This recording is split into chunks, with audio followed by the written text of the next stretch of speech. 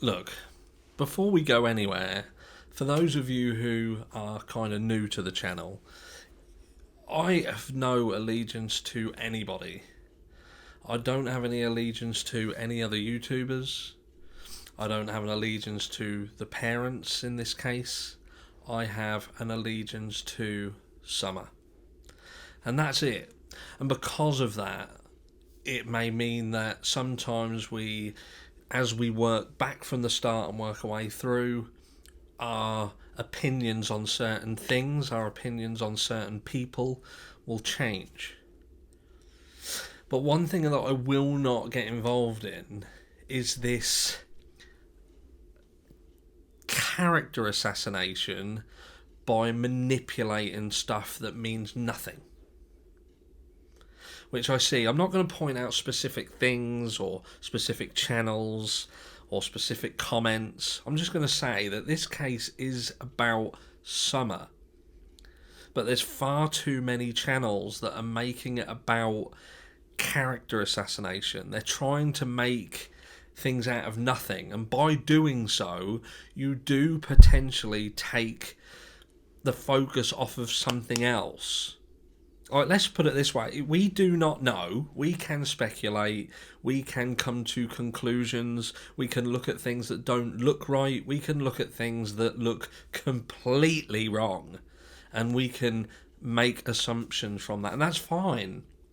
Because all we're doing is looking at things and looking at it from different perceptions. And sometimes we can all get together as a large community and look at these things together and see what we all think, and see whether one thought is everybody's thought and it can be validated, or someone comes up and says, look, this isn't right and it's not right because of this. But we must stop with the character assassination and manipulating rubbish to try and get views. Get views and get subscriptions to Patreon and get subscriptions to your channels. I don't get it. But this is what we are going to talk about, and this is absolute fact, and that is that at the moment we have got Summer Wells who is missing. We have the West case that has now seen the adoptive father charged with second-degree murder, among other things.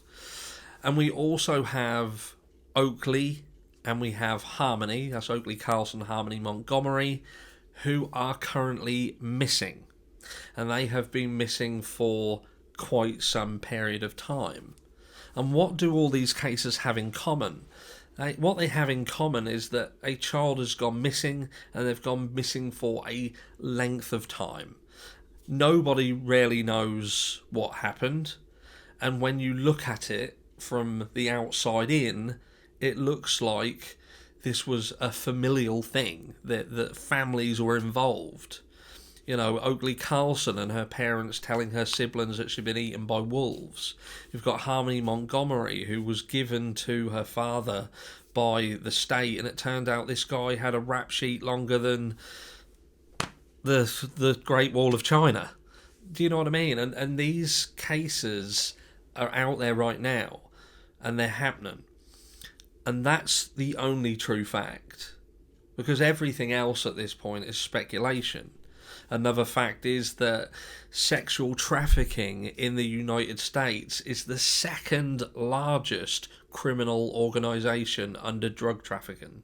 And this is $1 billion, not millions, $1 billion enterprise. And it's on the doorstep of those in Tennessee. And that's fact. And what do we see? We see a family who, at one point in their life, they looked absolutely fine. Nothing was wrong. They looked happy. They looked clean. Can I say that? They looked clean? But they looked clean. But something happened. Something happened, and it was like everything fell off a cliff and just descended into utter chaos. And it seems to go hand in hand with the return to Rogersville. But ultimately, we've got Summer who's missing. There are some elements of this case that I find truly disturbing, and when we try and throw all of the shade on to Candace and Don, it doesn't work. It just doesn't physically fit. I take your attention to the Chris McDonough interview with Ali, H, and that old lady who was propped up on a stick in the corner with her hand gestures. But we know that Hunter was being manipulated in that. We know that. We could see it. I've not got it on this channel, but I'm sure that a lot of you have seen that. If you haven't, comment down below and I'll get it and I'll put it in a video. Or you can hunt the Hunter and Chris McDonough interview, and there you go. But look, they were manipulating him, and you have to ask yourself why. Why would they have to manipulate the answers? What does it matter? If this was just even an accident at the property, why would they have to get involved? What were they afraid of? What was going on, what they thought could be interpreted as connected to it? You know what I mean? There's all these little intricate things, the things that a lot of people are not picking up because they're too busy focusing on, oh, look what's been posted now, look what so-and-so has said now. And that doesn't matter. That's not what matters. What matters is if you want to speculate, but think about the bigger picture. Think about everything and whether what you're saying and what you're posting out there does truly make sense. You know, accident in the home, does it make sense? It makes sense. It could happen, and it's a high probability that it happened. But it does raise the biggest question to me is then what is Ali and H, what's their problem? And we know that Don had already mentioned on social media how when all this kicked off that they had turned funny. They had turned seemingly against them. I don't think there was a lot of love between them in the first place, but they made it apparent that there was an issue there. And from what we can see, there is an issue there. And why is there an issue? But look, Summer is what's important.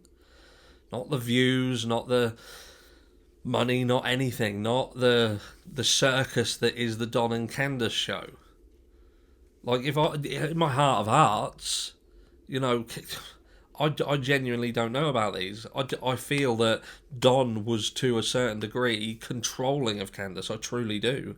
And I think if I had to say who out of those two parents could have manipulated a situation or benefited from a situation or controlled a negative situation, it would be Don. It wouldn't be Candace. If it is down to this accident at home, then what do I feel happened? I would feel that Candace would have certainly wanted to have called law enforcement. I do. Do I think Don would? No, I don't, because I think he had things to hide.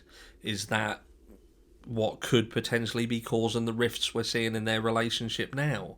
Is Candace annoyed that Don didn't let her call law enforcement and it's escalated into something that it didn't need to be? And all because Don wanted to protect himself? Again, speculation, but it's realistic. Again, I just touched on the sexual trafficking. Is that something that could happen? Yes, it is. Sadly, because of the sheer size of that industry, and because we know that there was drugs, we know that there was drinking involved, they would be classed as a vulnerable target for this industry, and the people within this industry are incredibly clever at manipulating people and getting what they want. There has been stories recently where children were trafficked on a daily basis, multiple times a day, and it would be for silly things like rides, it would be for money off of rent. These are the things that happen. But at the moment, we just genuinely don't know. But before I go, I am going to say one thing, and this is going to be controversial. Now, I do believe that Ronnie Lawson lied.